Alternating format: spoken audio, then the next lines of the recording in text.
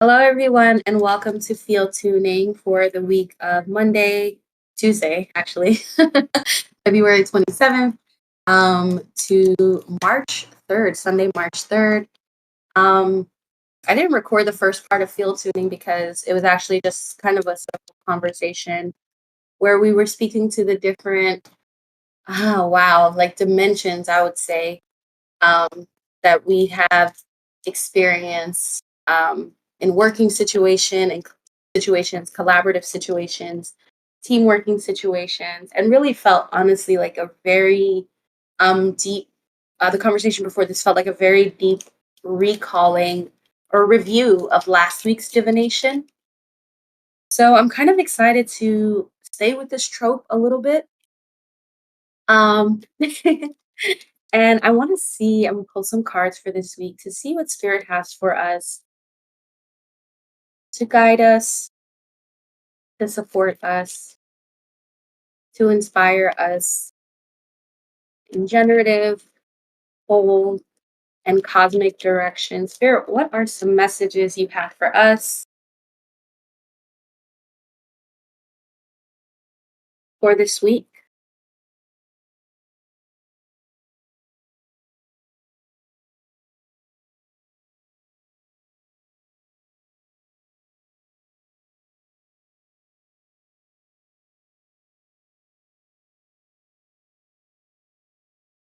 All right. So the cards that we have here and that I've pulled are the Four of Swords. We have the Eight of Wands. We have the Lovers, and we have the Tower.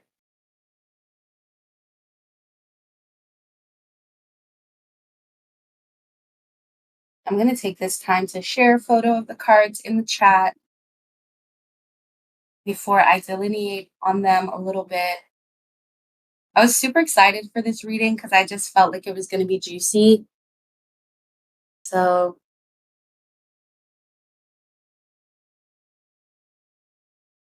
yeah, let's dive in.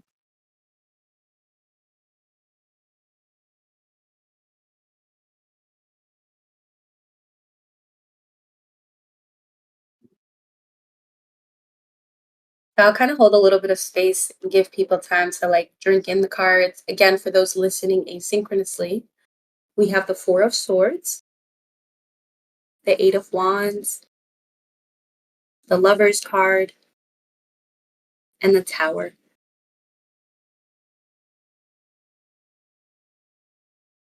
And so at first glance, no, I want to wait a little bit more. I'll take a sip of my cacao.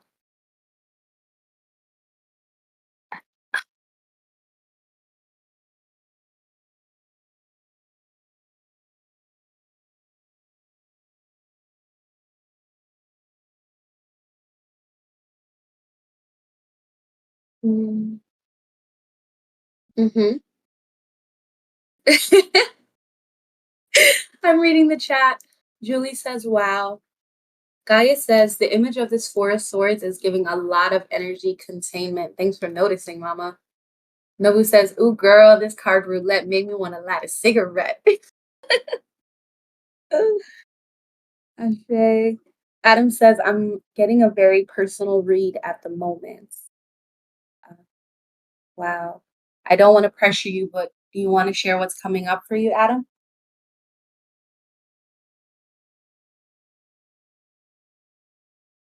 Hmm. Adam references Psyche and Cupid in the chat. Ashe.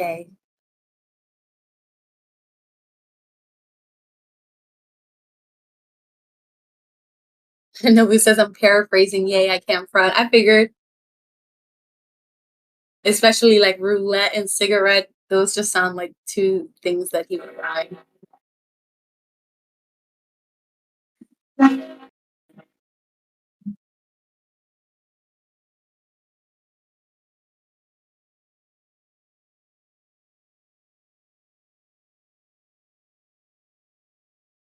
The train was just passing that just got really loud. Curious what comes up for any of y'all. Mm-hmm. He did silhouette and cigarette. Yes. The Roman numerals at the bottom of the two cards are standing out to me, says Julie. I love reading cards with y'all, honestly. Um, Nobu says, lovers feels like vertigin. Whoa, I haven't heard that word before. I can't, I'm like stuck. How do you say it? Vertiginous is how I say it. I'm not sure if that's how people say it. Thank you. And it means vertigo inducing. I appreciate it. So the lover's card feels very vertiginous portal, like a very vertiginous portal. Yeah, there's something about the lovers in the tower that's really giving me like Bonnie and Clyde vibes a little bit. And earlier at the start of field tuning, before everyone joined, I was playing Love by Kendrick Lamar. And really, the lyrics that were standing out to me was like when he's like, I'd rather you trust me than to love me, which to me really amplifies that Bonnie and Clyde dynamic.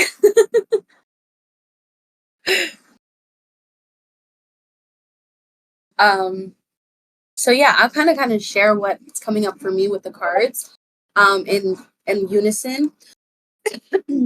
I feel like yeah, to echo what Gaia said, the Four of Swords is absolutely the card to me about energy containment. This is the card that speaks to astral portals, creating containers for your own self, for your own projects, for your own hopes, for your own dreams, for your own truth. The Four of Swords card to me also speaks to how um, earlier in the conversation we were speaking about refinements, and that's what I'm getting from this card as well. The Four of Swords kind of echoes, because the swords is a mental suit as well. It echoes how, to me, if you're tuned into certain circumstances, right, that any moment, any relationship can be a moment of refinement. And I don't say that to like excuse staying in all types of situations that are like hard and that are difficult and that shielding might be abusive. That is definitely not what I'm advocating for at all. It never would. But this is about inner cultivation. This is about the self that's like a little bit outside of the ecosystem that we're a part of. And the Four of Swords, I think, speaks to, yeah, like the containment that can happen mentally, like with just the mental mind, when you partner with, because what's pictured in this card is chakra systems and a being in a pyramid with four swords kind of like holding down her own fort. And I feel like for me, um, this card, what I can feel into is just how peace, like mental peace, can be claimed when the somatic work is done alongside that as well. So the Four of Swords to me speaks to this week, not only just looking for opportunities, but this week itself, especially because it's the first card, might be a week to practice containment just for containment's sake. So what I'm hearing also is like a little light suggestion, if it feels aligned, of course, for us to try to do energy work, if we like to do energy work or pull cards, however you like to divine and commune with the divine, to do that without crisis or without anxiety. So like do it just so your body knows what it feels like to be in your own, like your own self, your own temple.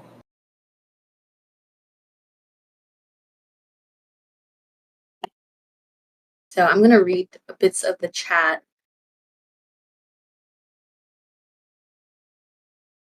Ooh, Guy is speaking to the tower card. We're going to get to it. We're going to get to it. Yes. Adam said that's why I thought of Psyche and Cupid, like an intense coming together that shakes the gods. Y'all are picking up because that's what I get from this lover and tower card. So yes, thank y'all for saying that. Um, Lexi says my literal read is contain yourself as people's demons throw daggers at you so you can stay in the frequency of self-love and rise. Ashe. That is like the shorts and scene. The reading's done. Goodbye. Let's see, got it. Um, no, I appreciate that because yeah, that feels really comprehensive. Julie says the bottom two cards look like they're from the same scene. Ooh, oh, Julie, do you mean like they're almost like gestalts? Like the top two cards go together and the bottom two go together? Yeah, because oh yeah, you said same with the top. Yeah, bruh. Sick observation. Yes. Oh my god. Julie. Nova says, Eight of Wands feels like you have more power than you think. You pack a punch that seems too big for your vessel. Ooh, that feels really aligned. Yeah, because I feel like the Eight of Wands usually to me signifies like this like rapid pace, either coalescing or like understanding or like I don't know, like this I just see like these things crashing together in my mind's eye when I think of the Eight of Wands. But because Wands is the suit that represents passions, feelings, fire, instinctiveness, it feels like something is going to like rapidly, I'm like clapping as I say that, like rapidly come together. And I also feel like it might be very internal. Like this Eight of Wands moment is yeah, it's about something about like reflecting one's power back to themselves is really showing up for me right now. But I feel called to pull a clarifier for the Eight of Wands. Mm-hmm.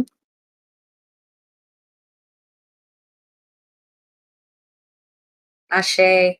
Nobu goes on to add that it relates a bit, haha, it relates a bit for me to maybe what you and I, Jess, and Hoda were talking about when it's like people seem scared just because of depth of self. Mm-hmm. Because earlier, what we were speaking to, and I'll just repeat it for those who weren't here, you just had to be here. Anyways, we were talking about how, yeah, how self respect can like elicit fear from other people or like elicit projections from people that they're afraid of you when really what they're feeling is like probably like how deeply one loves themselves, how deeply one has met themselves, like Gaia had said earlier. And I think Nobu spoke to like that thundering of confidence and how that can really shake up people.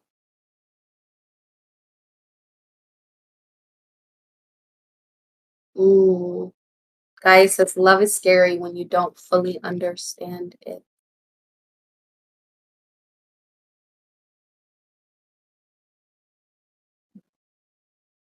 For sure. Julie says sounds like self-sabotage to me. Mm-hmm.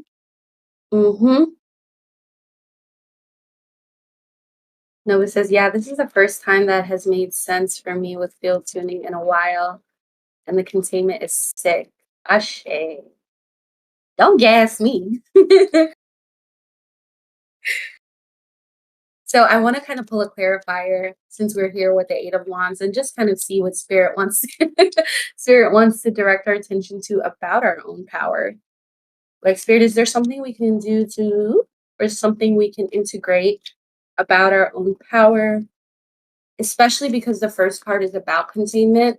I do get the sense that it's funny because I want to say solar plexus, but the oracle card, I pulled the oracle card in advance, and what I'm seeing is the sacral chakra is actually the oracle card I pulled. So let me share that. I know I'm kind of bouncing around. I hope that's okay. So I feel like there's also like a little nudge about coming up for me around the meditative work that I suggested maybe we could do earlier, focusing on the sacral chakra. But again, I'm going to clarify the Eight of Wands.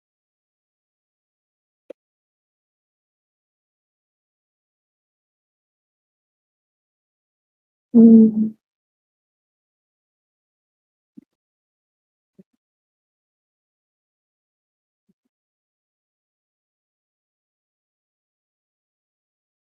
We have the Fool card coming out to clarify the Eight of Wands.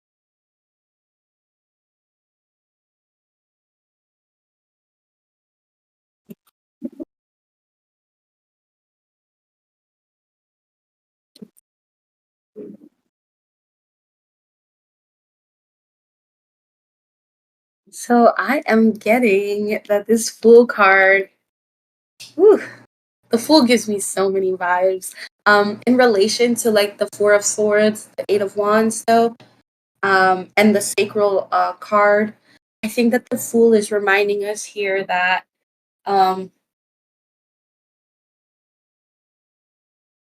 it's reminding us, and Spirit is also reminding us of how much power or how much mm,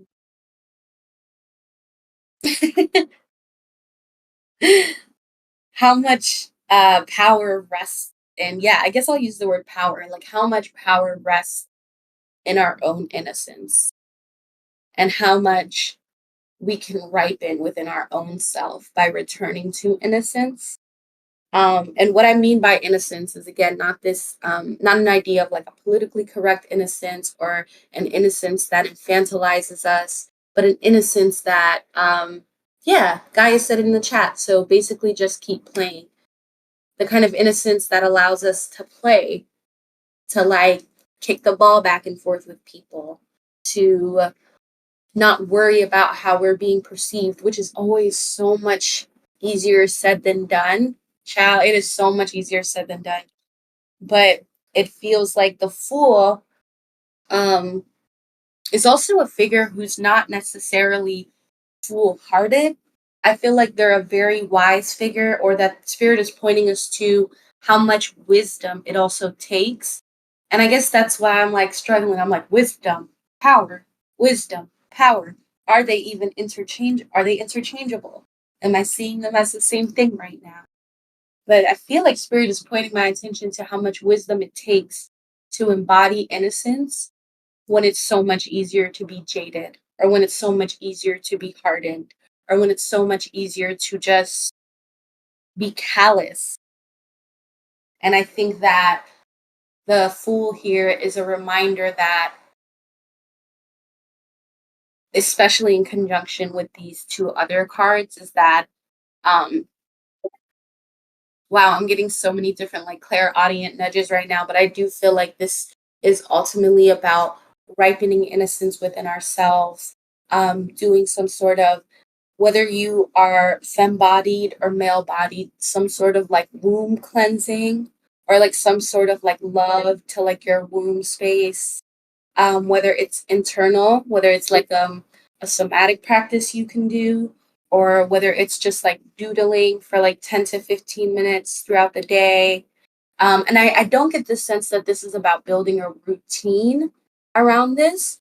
I quite literally feel like there's a part of collectively, like our inner child, that we have to go back and reclaim, which is a little bit, connected to like soul recall and stuff. And so, however you do that, however your spirit wants to take up space in your own body, do that this week. And again, this idea of reclaiming, going back to reclaim the innocence of our inner child. I'll tell y'all a story that, like, for a very long time, when I started out on my spiritual path, I would have a reoccurring dream of this image of myself at age like 13, just dancing in front of, and like one of my parents' old houses. And like I was just always dreaming about this. And like even as my practice and my path became, I'll say, like more defined, I would even have my guides bringing me to this image of myself like dancing in front of this house. And I was like, what is this all about? And it wasn't until like time passed that I realized and like kind of integrated that that was an aspect of my inner child that I was seeing externalized in the dream world, that was like yearning for and like waiting for, I'd say, to like me to like integrate her and like reclaim that part of myself that would just dance and like sing and like, just just express without any holds bar. And I feel like that's what this fool card is like reminding me of right now. So anything that we can do to like bring ourselves back to that innocence, I think would be super, super helpful and super supportive this week. I want to read some of the chat too.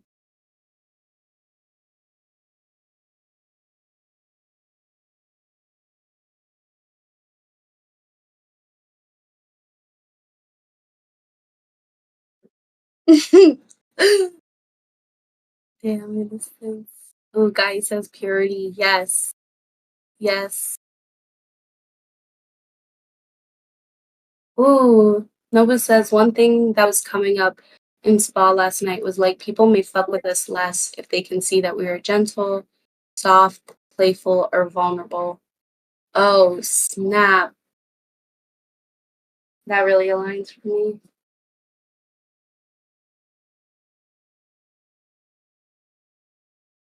And Nova says, and it's weird and tough, weird/tough for me because yes, I am deep in self and I'm tough and I can deal, but A, that scares people.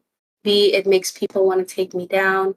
C, it makes people feel like they can treat me like shit. Oh my gosh. That really aligns for me.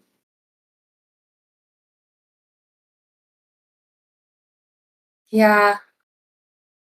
Oh my gosh. Okay, so sometimes I do this thing with cards that I feel called to do right now, which is like, okay, Spirit is showing us the Fool card, right? In relation to the Four of Wands or Four of Swords and Eight of Wands, and like what would be the most cosmic timeline. I kind of want to see like where Spirit is taking us away from or rerouting us from.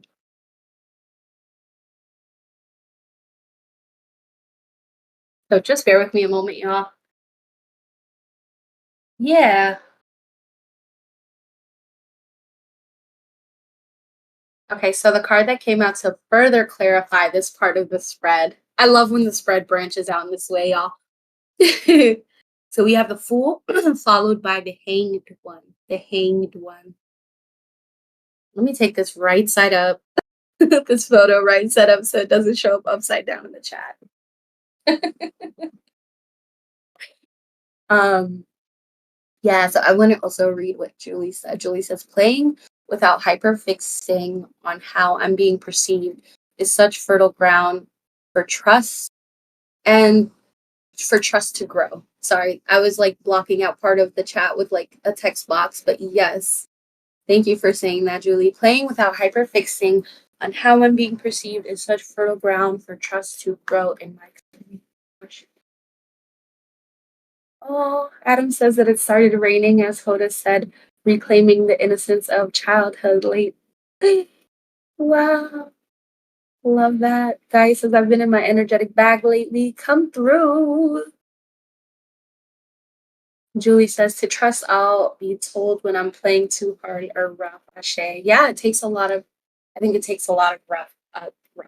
It takes a lot of trust or quite a bit of trust to be able to, um, no cap. I literally think it just started raining here, guys. That is so fascinating. Whoa, I'm getting so many different things on my channel. Oh, wow. Wow, wow, wow. I guess the flip is like just because I'm vulnerable, childlike, playful, it doesn't mean I'm a snowflake. That part. The nuance. Yeah, Julie says, where is the nuance? Yes, take off your blinders and see me. Ashe. Be yourself.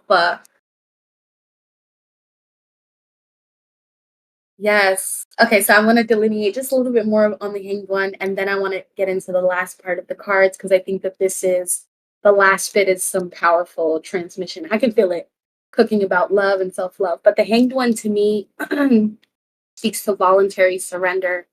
I think that this Hanged One cards in this context, like, because usually this card is super empowering to me, where I'm like, it's the Hanged Artemis. It represents like Oh my God, the process. Yeah, there's a sync with archetypal hour because we were talking about Odin and how Odin spent 9 days, hung himself 9 days upside down as a symbol of sacrifice and as a symbol, I guess, in some lineages to like service, I guess you can say. And for me, right now, the hanged one actually doesn't represent that in this moment. It actually represents, I feel like, the flaccidity of collapsing um into those boxes, like the flaccidity of being okay with not being seen, and like the things that we tell ourselves and to justify not only playing small but the denying of our desires and the denial of our desire to play with, like, to be part of shielding, like part of the human family, like the things that we tell ourselves to kind of like, I wouldn't say it's about owning your crown, Gaia. I would say it's about like exercising your crown, like removing the programs that are in your crown that keep you from thinking that, you have to be walled up and you have to be jaded and you have to be this like tough guy and you have to be like this hard body person to make it through the world. And it's like, who are you kidding? Not you, but like, who are we kidding when we embody that? Like, just say who hurt you. Just write it down on this piece of paper and I won't do anything about it and you won't do anything about it, but just say who hurt you. Just say it. Just say it is what this card is giving me. you know? Who told you that, who taught you that it was like okay to like deny yourself, and let's unpack that, like let's for real unpack it, and not for the sake of me feeling like I figured something out about you, but let's unpack it because like it's keeping you from your humanity, bro. You know what I mean? And so, like, for me, this hanged one speaks to like the voluntary submission of ego that we probably readily do when we're on a spiritual path to gain enlightenment. But what about the voluntary submission of ego for connection and to be, again, part of this social fabric that is the human family that we're entitled to, that's our birthright?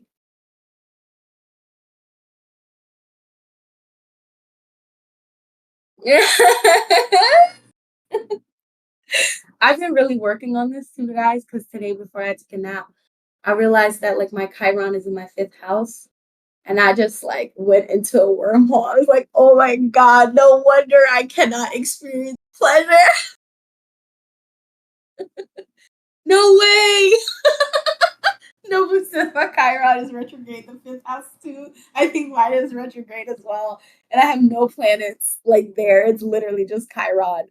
And I just was reading about it and I'm like, oh my gosh, no. It just colored in so much about my childhood. It was no wonder that I needed to take a nap.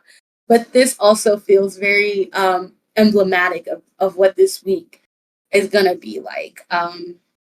Like kind of yeah, like opportunities, and I feel like portals to reclaim that part of our inner child.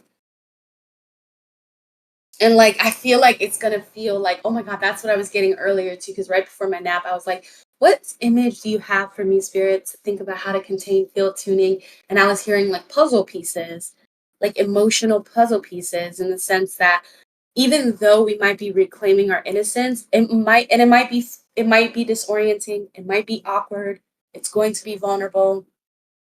I feel like um the message of encouragement that's behind all of this is that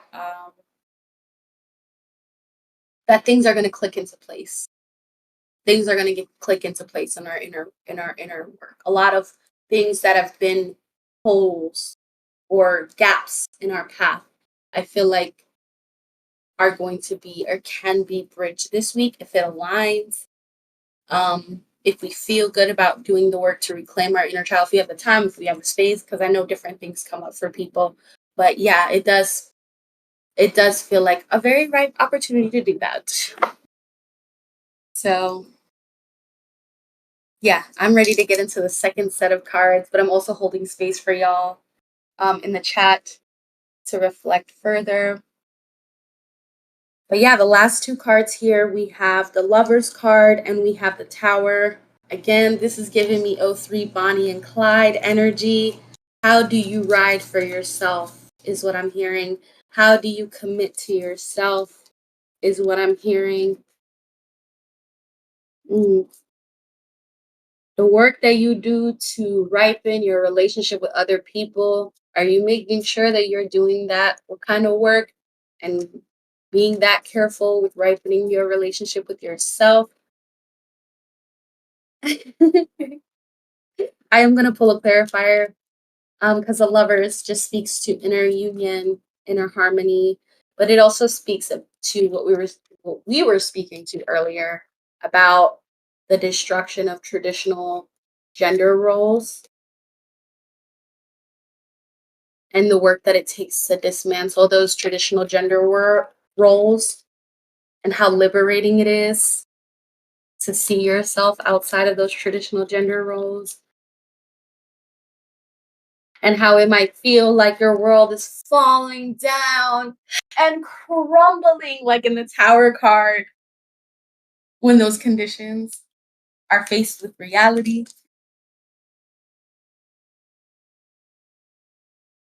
But it's not.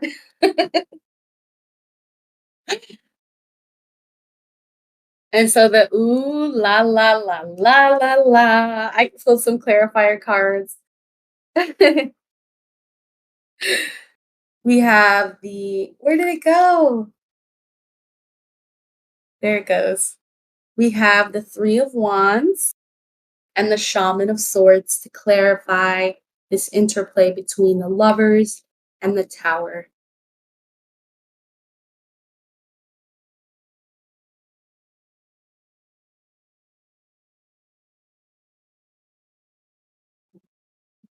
I'm going to take a photo and share this with y'all.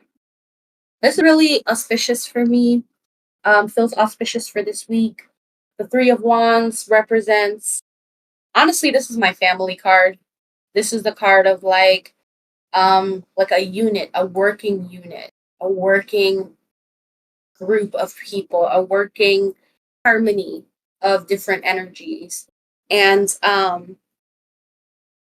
I feel like also this card represents the desire to have a family and like this earnest desire, this very innocent desire that we might be confronted with this week around our desire for a family or desire for a particular familial structure is what I'm also hearing too, because again, it's the Wands card, so it speaks to this like instinctual drive that I feel like might exist in all of us.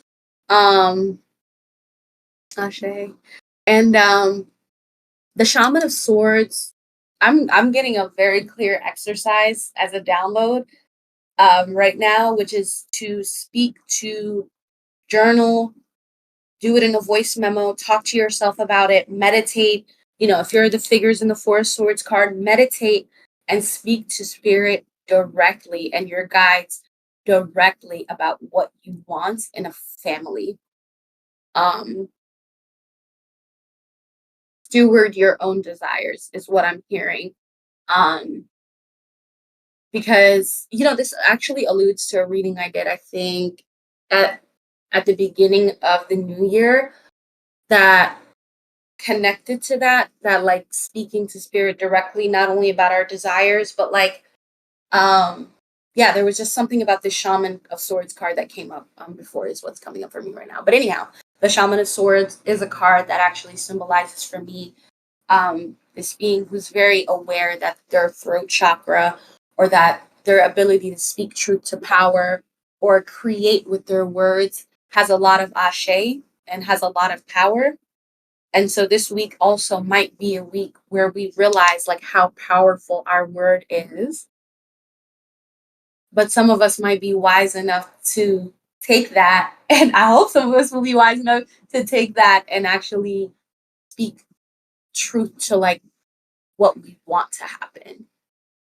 Right? So this is about manifestation, but this is about manifestation with the elements of air and fire.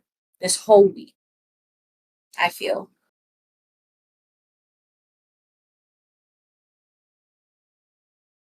Mm-hmm. Nobu says this shaman of swords also relates to sacral for me, Ashe. Julie says, I love the placement of the clarifiers, especially for the bottom ones. Ashe. Yeah, they kind of like, it feels like a complete circle. Yeah, this is giving sacral. I'm looking forward to reading what the sacral card has to say for us. And the bottom of the deck, y'all, let me share with you for the mother piece pull. This whole spread is the Six of Cups, which is literally about pleasure, which is literally about this is the only like water elemental in the this week's spread, and it literally relates to like sacral co-creation.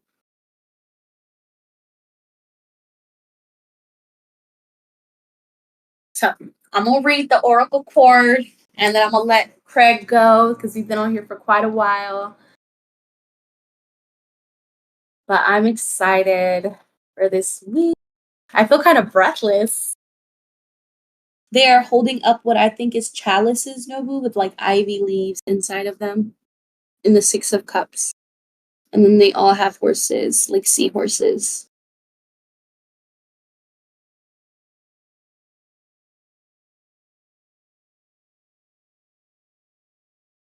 Let me read this card since it's kind of new for us. I'm going to read the booklet. And it's also the bottom of the deck. So, yeah. We have the Six of Cups. Ooh.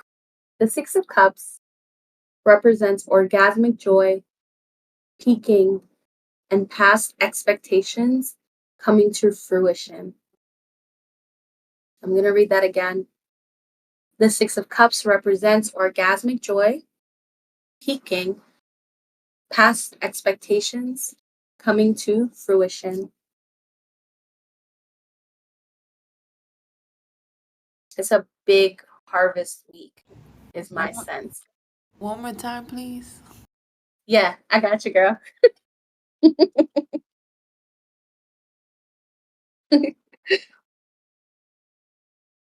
All right, the Six of Cups represents orgasmic joy,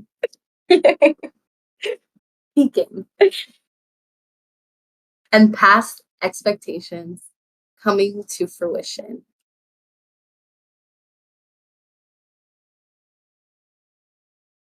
We got it. We got it.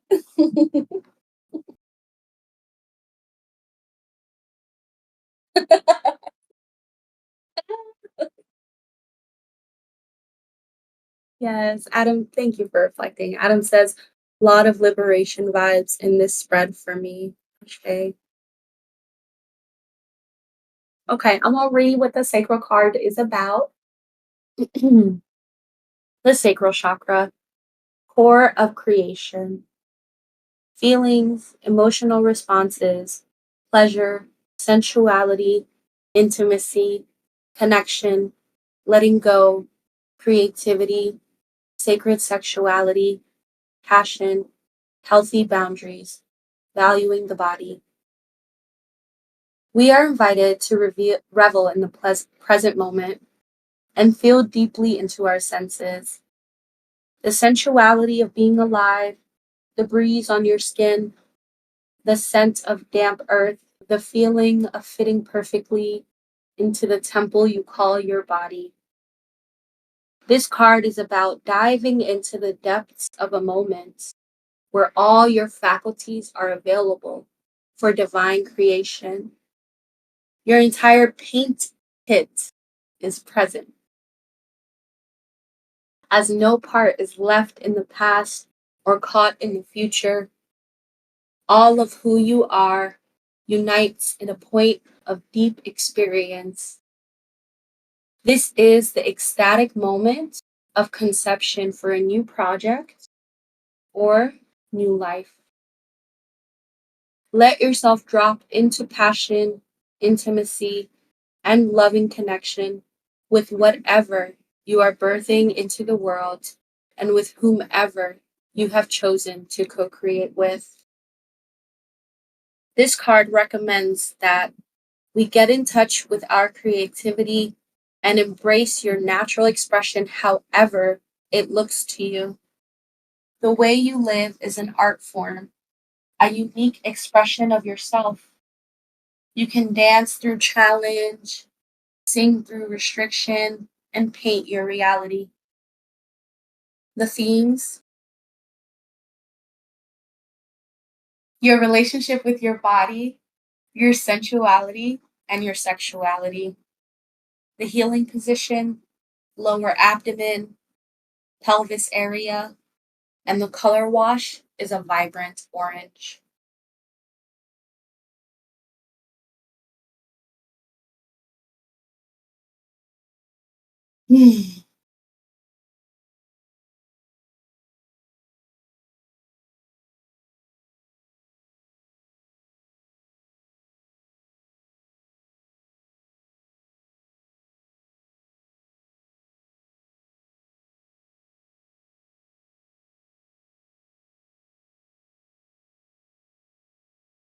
Daniel, thank you for reflecting.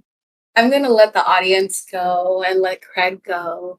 But thank you again for those who are listening asynchronously, and especially thank you to you guys who are here live.